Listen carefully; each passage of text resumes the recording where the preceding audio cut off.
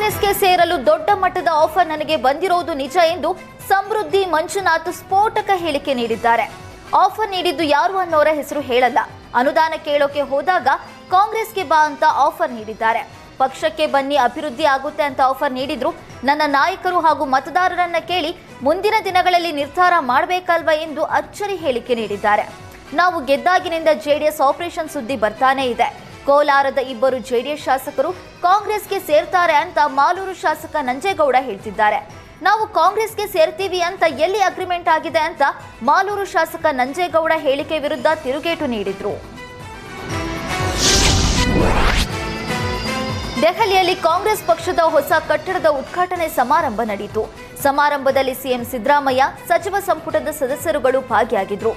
ಸಮಾರಂಭದ ಆರಂಭದಲ್ಲೇ ಹೈಡ್ರಾಮಾವೊಂದು ನಡೆಯಿತು. ಸಚಿವ ಭೈರತಿ ಸುರೇಶ್, ಶಾಸಕ ಅಶೋಕ್ ಪಟ್ಟಣ್ರನ್ನ ಸೆಕ್ಯೂರಿಟಿ ತಡೆದಿದ್ದಾರೆ. ಪಾಸ್ ಇಲ್ಲದವರಿಗೆ ಒಳಗೆ ಬಿಡೋದಕ್ಕೆ ಒಪ್ಪದೆ ಸೆಕ್ಯೂರಿಟಿ ತಡೆದಿದ್ದಾರೆ. ಎಲ್ಲಿ ಪಾಸ್ ಇದೆ? ನೀವು ಪಾಸ್ ತಂದಿಲ್ಲದೆ ನಾವು ಎಐಸಿಸಿ ಕಚೇರಿ ಒಳಗೆ ಬಿಡೋದಕ್ಕೆ ಸಾಧ್ಯವಿಲ್ಲ ಅಂತ ಹೇಳಿದ್ರು.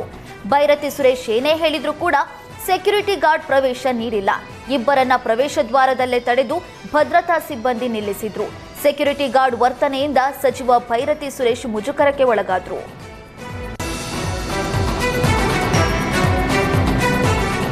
ಸಚಿವೆ ಹೆಬ್ಬಾಳ್ಕರ್ ಕಾರು ಅಪಘಾತ ಪ್ರಕರಣಕ್ಕೆ ಟ್ವಿಸ್ಟ್ ಸಿಕ್ಕಿದೆ. ನಾಯಿ ಜೀವ ಉಳಿಸೋದಕ್ಕೆ ಹೋಗಿ ಅಪಘಾತ ಆಗಿಲ್ಲ, ಬದಲಿಗೆ ಕಾರು ಅಪಘಾತಕ್ಕೆ ಕ್ಯಾಂಟರ್ ಅಡ್ಡ ಬಂದಿದ್ದೇ ಕಾರಣ ಎನ್ನಲಾಗಿದೆ. ಕಿತ್ತೂರು ಠಾಣೆಯಲ್ಲಿ ದಾಖಲಾದ ಎಫ್ಐಆರ್ನಲ್ಲಿ ಇದು ಉಲ್ಲೇಖವಾಗಿದೆ. ನಾಯಿ ಉಳಿಸೋದಕ್ಕೆ ಹೋಗಿ ಅಪಘಾತವಾಗಿದೆ ಎಂದು ಸಚಿವೆ ಹೆಬ್ಬಾಳ್ಕರ್ ಕುಟುಂಬಸ್ಥರು ಹೇಳಿಕೆ ನೀಡಿದ್ರು.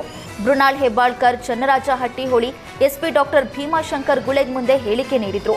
ಸ್ಥಳ ವಾಹನ ಪರಿಶೀಲನೆ ಬಳಿಕ ಕ್ಯಾಂಟರ್ ತಗುಲಿ ಅಪಘಾತ ಸಂಭವಿಸಿರುವಂತದ್ದು ದೃಢವಾಗಿದೆ. ಈ ಹಿನ್ನೆಲೆ ಕ್ಯಾಂಟರ್ ಚಾಲಕನ ವಿರುದ್ಧ ಎಫ್ಐಆರ್ ದಾಖಲಾಗಿದೆ. ಸಚಿವೆ ಲಕ್ಷ್ಮೀ ಹೆಬ್ಬಾಳ್ಕರ್ ಕಾರು ಅಪಘಾತಕ್ಕೆ ಕಾರಣವಾದ ಕಂಟೈನರ್ ಚಾಲಕನ ವಿರುದ್ಧ ಎಫ್ಐಆರ್ ದಾಖಲಾಗಿದೆ. ಬೆಳಗಾವಿ ಜಿಲ್ಲೆಯ ಕಿತ್ತೂರು ಪೊಲೀಸ್ ಠಾಣೆಯಲ್ಲಿ ಕೇಸ್ ದಾಖಲಾಗಿದೆ. ಸಚಿವೆ ಲಕ್ಷ್ಮೀ ಹೆಬ್ಬಾಳ್ಕರ್ ಕಾರು ಚಾಲಕ ಶಿವಾನಂದ ನೀಡಿದ ದೂರಿನ ಅನ್ವಯ ಪೊಲೀಸರು ಎಫ್ಐಆರ್ ದಾಖಲಿಸಿದ್ದಾರೆ. ಬೆಳಗ್ಗೆ 5 ಗಂಟೆಗೆ ಅಂಬಡಗಟ್ಟಿ ಸಮೀಪ ಕಂಟೈನರ್ ಚಾಲಕ ಯಾವುದೇ ಮುನ್ಸೂಚನೆ ನೀಡದೆ ಎಡಕ್ಕೆ ತಿರುಗಿಸಿದ್ದಾನೆ. ನನ್ನ ಕಾರಿಗೆ ಕಂಟೈನರ್ ವಾಹನವನ್ನ ತಾಗಿಸಿದ್ದ. ಅಪಘಾತ ತಪ್ಪಿಸೋದಕ್ಕೆ ಹೋಗಿ ನಾನು ರಸ್ತೆ ಪಕ್ಕದ ಮರಕ್ಕೆ ಕಾರು ಡಿಕ್ಕಿ ಹೊಡೆದೆ. ಪರಿಣಾಮ ಕಾರಿನಲ್ಲಿ ಇದ್ದ 4ವರಿಗೂ ಗಾಯಗಳಾಗಿವೆ. ಈ ವೇಳೆ ಚಾಲಕ ವಾಹನ ನಿಲ್ಲಿಸದೆ ಪರಾರಿಯಾಗಿದ್ದಾನೆ ಎಂದು ಹೆಬ್ಬಾಳ್ಕರ್ ಕಾರು ಚಾಲಕ ಹೇಳಿದ್ದಾರೆ.